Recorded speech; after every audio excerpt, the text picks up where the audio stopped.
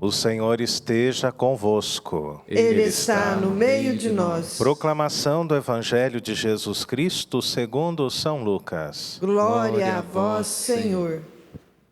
Naquele tempo, Jesus, levantando os olhos para os seus discípulos, disse: Bem-aventurados vós os pobres, porque vosso é o reino de Deus. Bem-aventurados vós que agora tendes fome, porque sereis saciados. Bem-aventurados vós que agora chorais, porque havereis de rir. Bem-aventurados sereis quando os homens vos odiarem, vos expulsarem, vos insultarem e amaldiçoarem o vosso nome por causa do Filho do Homem. Alegrai-vos nesse dia e exultai, pois será grande a vossa recompensa nos céus, porque era assim que os antepassados deles tratavam os profetas. Mas ai de vós ricos, porque já tendes vossa consolação. Ai de vós que agora tendes fartura, porque passareis fome. Ai de vós que agora rides, porque tereis luto e lágrimas. Ai de vós quando todos vos elogiam. Era assim que os antepassados deles tratavam os falsos profetas. Palavra da salvação. Glória a vós, Senhor. Que as palavras do Santo Evangelho perdoem os nossos pecados. Amém. Um grande abraço a você, meu irmão, minha irmã que reza conosco. Seja muito bem-vindo à nossa celebração, à nossa Eucaristia.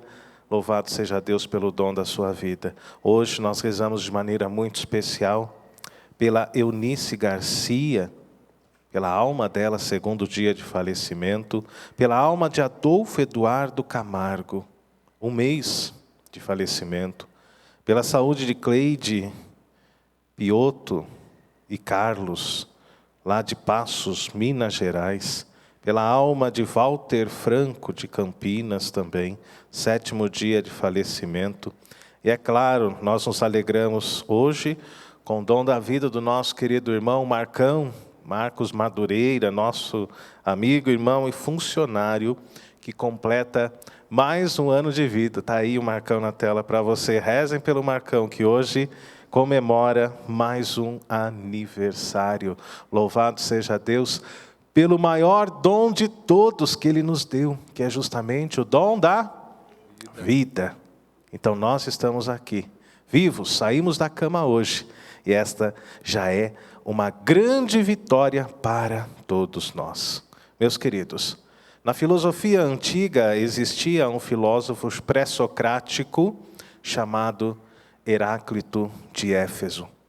Ele nasceu por volta mais ou menos de 540 a.C.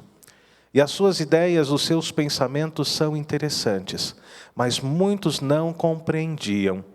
Por isso, ele ficou conhecido como Heráclito o Obscuro diante dos seus pensamentos.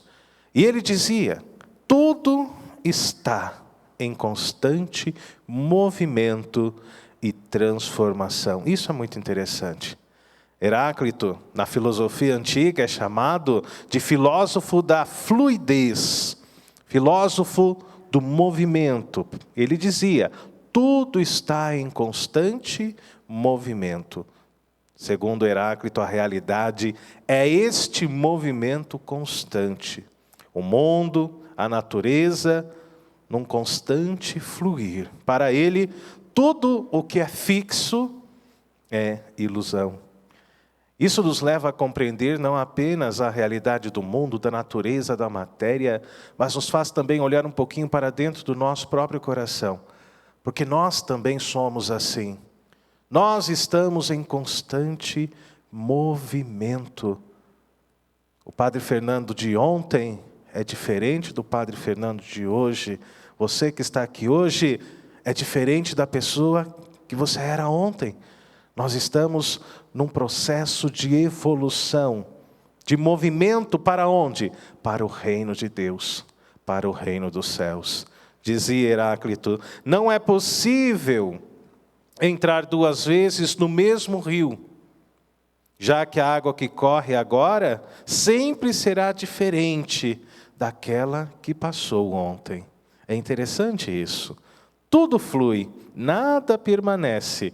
E o filósofo, desta maneira, compara o mundo como um rio. Ele diz: nos mesmos rios entramos e não entramos.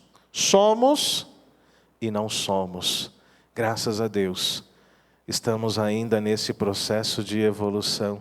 Nós que somos obra de Deus, criação de Deus, estamos a caminho do reino eterno. Estamos a caminho do reino dele. Por isso, um constante processo de evolução. O mundo passa por este constante fluir, por este constante processo de evolução. E é desta maneira também que nós entendemos aquilo que São Paulo dizia à comunidade na primeira leitura, na primeira carta aos Coríntios, no capítulo 7, não é? Caminhamos para a eternidade, e a figura deste mundo, ela passará, porque nós estamos no mundo hoje, mas este mundo também caminha na sua evolução, para a transformação de um único lugar, do reino de Deus. Tudo está em constante transformação, tudo está em constante movimento.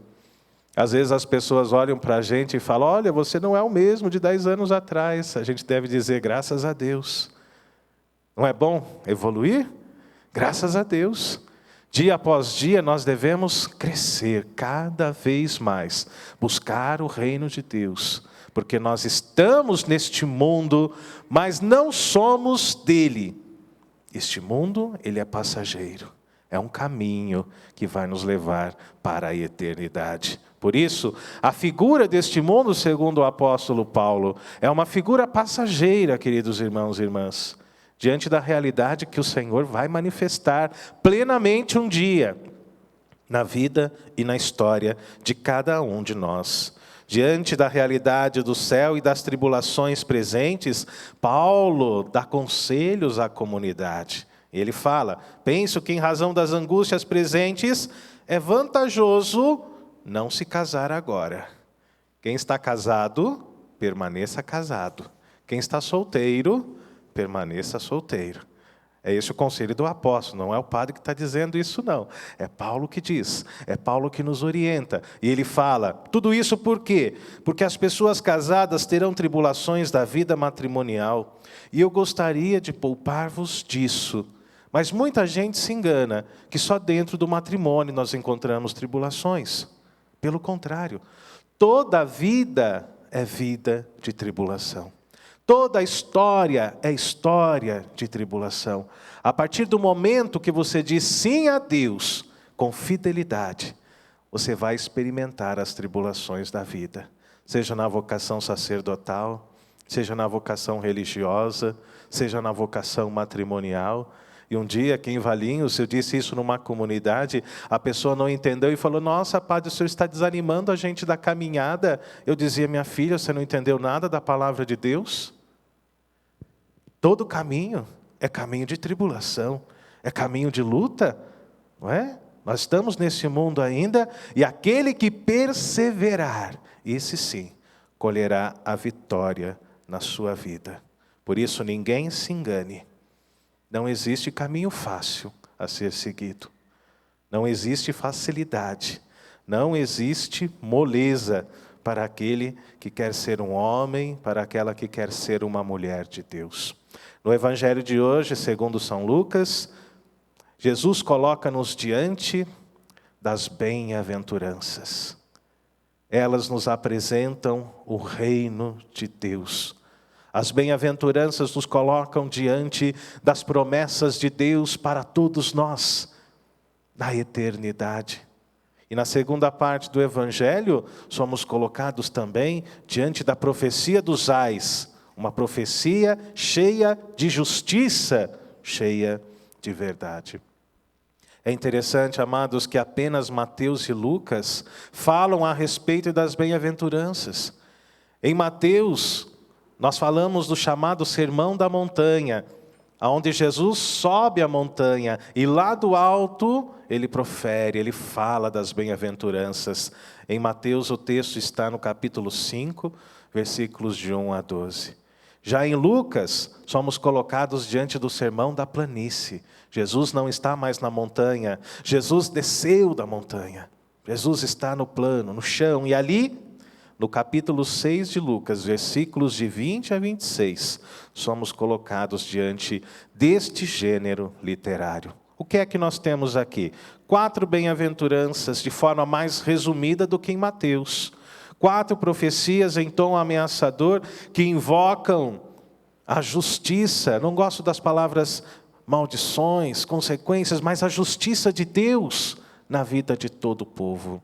Naquele tempo, Jesus, levantando os olhos para os discípulos, disse: bem-aventurados, que quer dizer felizes, felizes, vós os pobres, porque vosso é o reino de Deus.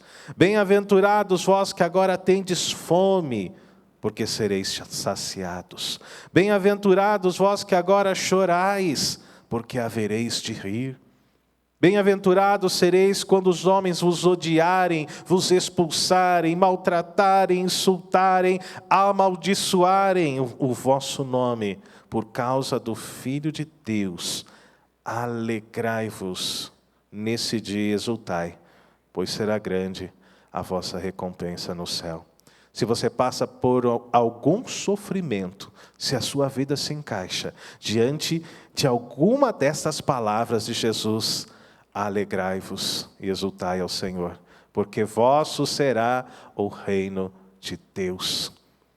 A respeito das bem-aventuranças, o Catecismo da Igreja Católica, no número 1726, nos fala que elas são, as bem-aventuranças, nos ensinam o fim último ao qual Deus nos chama, ou seja, o reino dele, o reino de Deus, a visão de Deus, a participação na natureza divina, a vida eterna, a filiação divina, o repouso em Deus. Que hoje, queridos irmãos e irmãs, possamos abrir o nosso coração para que o reino dele se manifeste em nossa vida.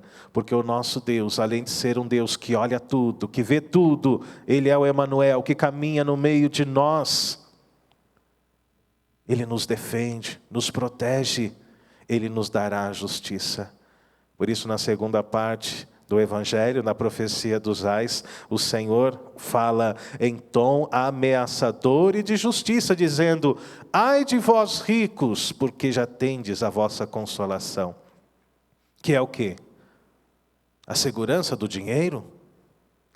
Ai de vós que agora tendes fartura, porque passareis fome. Ai de vós que agora rides, porque tereis luto e lágrimas. Ai de vós quando todos os elogiam. Era assim que os antepassados deles tratavam os falsos profetas.